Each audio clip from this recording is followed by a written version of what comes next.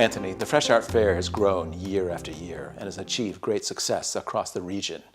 What were your inspirations when you started the fair, and how has it developed? Well, it started with my daughter Eleanor's gallery in Montpellier, Cheltenham, the Paragon Gallery.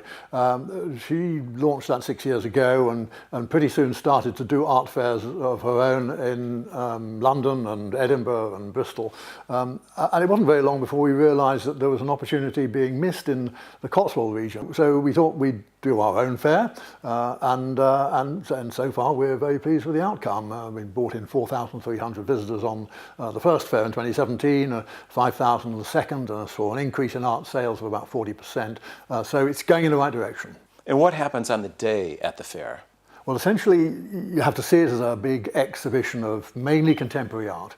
And the problem I think people face these days with so much business done online is it's very difficult to buy art online. You need to see it. People come to our fair to be able to see 50 or more galleries in a couple of hours with a glass of wine in their hand, all in one place, to browse through 5,000 pieces of work.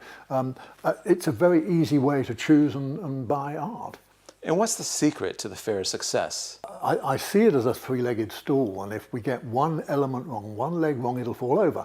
And the first leg is really important, and that's keeping the quality of the art up, because as soon as we allow that to slip, then we will lose our art lovers.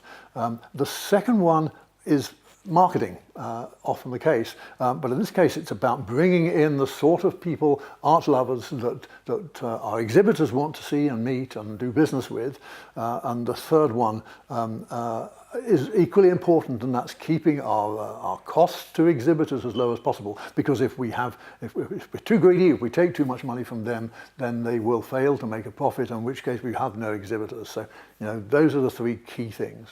And what are the ways businesses can engage with the Fresh Art Fair? Well, two ways. One is they're engaging very well at the moment as partners.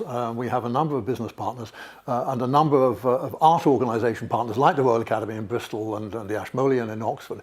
And our business partners are people like St James's Place, Wealth Management, who are our main sponsor, H.R. Owen, the supercar dealer, Willans and Crow in Cheltenham, and also Bonhams in the region too. And all of these businesses use the fair as an opportunity for client hospitality. So they send invitations out to come to our private view. It's a fantastic evening. There's free wine, there's live jazz, there's first pick of the art, the great bars, over 1,000 people there. There is another way that they can engage, and that's buying art. And actually, it's no bad thing for a business, because if you put good creative art on the walls of your company, then it's more inclined to make your employees creative as well. And how do you see the Fresh Art Fair developing over the next 5 years? Well, I think as far as Cheltenham's concerned, it's probably reached its ideal size for the venue, which is a great venue at the racecourse, but also for the region. There's a limit to the number of exhibitors we can pack in there, and there's a limit to the number our audience needs. So I think Cheltenham will stay much the same. We'll just have to find fresh ideas, which is why we're called Fresh, and keep up the momentum. As to the rest of our growth, it's going to be opening new venues around the country to start off with, looking for similar places where there is a large and populous and affluent catchment.